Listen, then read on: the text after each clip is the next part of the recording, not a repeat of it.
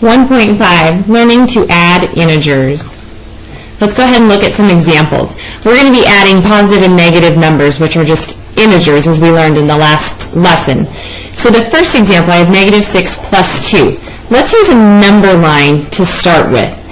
I'm going to start at 0, and the first number I'm given is negative 6. So I know that's moving to the left on the number line, so I'm going over there. And then I'm adding 2, which means to move to the right. So I end up at negative 4. Let's take a look at this helpful hint. To add a positive number, move to the right. To add a negative number, move to the left. A negative number is kind of like subtraction. It means to move to the left on the number line. Negative 3 plus negative 6. So let's go ahead and look at a number line again. Let's move negative 3 to the left on that number line, and then I'm going to move an additional negative 6, which means I'm moving more into the negative side of things and to the left. I'm going to end finally at negative 9. You guys can use a number line for all of these applications if that's the easiest way for you to do this. Another way to add integers, though, is to use absolute values. So I have one positive and one negative, so I know I'm going to be thinking the difference because I have a positive and a negative. So the difference of the absolute value of 1 and negative 2. Since 2 is greater than 1, my final answer is going to have whatever sign goes along with the 2, which in this case is negative. And the difference of 1 and 2 is 1. Since I'm going to be using the sign of that, of the greater absolute value is negative, my final answer is negative 1. Let's look at B. Again, let's think about the difference of the absolute value of negative 8 and 5. So the difference between 8 and 5 is 3. Now I'm going to look which absolute value has the greatest value, which is 8, and with that 8 is a negative sign. So my final answer is going to be negative 3.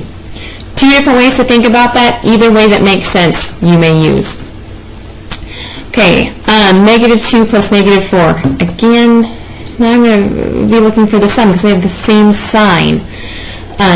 It's only when they have different signs that I look for the difference. Different signs means find the difference. When they have the same sign, find the sum. So negative 2 and negative 4, let's find the sum. 2 and 4, absolute values is 6. But because both of them have the negative sign, my final answer needs to be negative 6. And I could do that same one on the absolute, or on the number line also.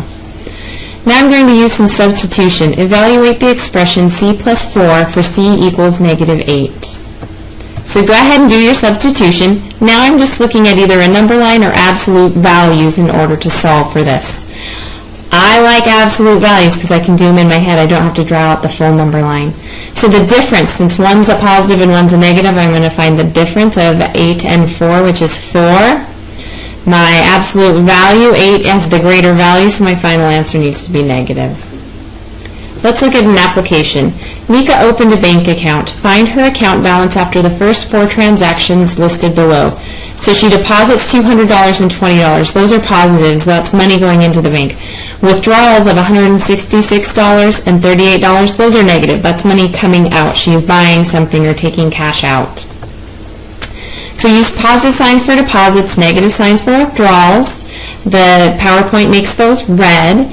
So I could, using associative, let's add all of our positives together and get all of our negatives together to get totals. So I've got 220 positive and 204 negative. Now either go to the number line or use the absolute value application.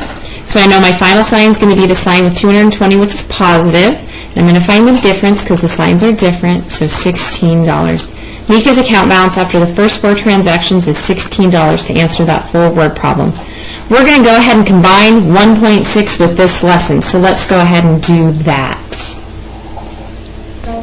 1.6, subtracting integers, to go along with adding integers. Subtracting a lesser number from a greater number is the same as finding how far apart the numbers are on the number line. Subtracting an integer is the same as adding its opposite. You guys can do subtraction pretty well. It's when we start to go into the negative side of things or use additive, inverses, things like that, where we kind of start to second guess ourselves. So let's get some tips on doing this. So to subtract an integer, add its opposite. 3 minus 7. I could think of that as 3 plus negative 7, and I could just use a number line. Okay. If I'm doing 5 minus negative 8, I want to add the opposite to to add the opposite of a negative, I'm going to be adding a positive, which is just addition. Okay, so let's go ahead and subtract. Negative 7 minus 4. What's the opposite of 4? That negative 7 is the negative sign, but the minus isn't attached with grouping symbols, and so that just means to subtract 4. So the opposite of 4 is negative 4. Let's add negative 4. When I turn things into an addition problem, it just seems easier. Same sign, use the sign of the integers. So negative 4, negative 11, I'm just going to combine those together, negative 11. 8 minus negative 5. Now I've got that grouping symbol. I know I'm subtracting, but I also have that negative sign in there. What's the opposite of negative 5? Positive 5. So I'm going to add the opposite, 8 plus 5. And this is that application where two negatives make a positive when you're adding the opposite. So now, same sign, use the sign of the integers, a positive 13. Negative 6 minus negative 3. I want to add the opposite. So what's the opposite of negative 3? Positive 3. That's when those two negatives makes a positive. Negative 6 over here on the left side of 0, but I'm adding 3, which means moving to the right. Negative 3. That's using the absolute value application that we learned last section. Evaluate the expression for the given value of the variable. Now I'm going to be doing some substitution. 8 minus j. If j is negative 6, I'm going to go ahead and first substitute that value in there. Now I want to add the opposite of negative 6. What's the opposite of negative 6? Positive 6. So I have 8 plus 6, which I can just represent with 1 plus symbol. Since it's the same sign, I'm going to use the sign of the integer, so it's going to be a positive value of 14. Okay, again, I'm going to evaluate and substitute an expression. Negative 9 minus y, for y equals negative 4. First step, let's substitute that in. So I've got negative 9 minus a negative 4. Let's add the opposite. So what's the opposite of negative 4? Positive 4. Adding positive 4. Two positives, I can represent that with one symbol, negative 9 plus 4. Since my signs are different, I'm going to be finding the difference. So the difference of 9 and 4 is 5. Since 9 is greater than 4 on the absolute value scale, I know my final answer has to match that sign of negative.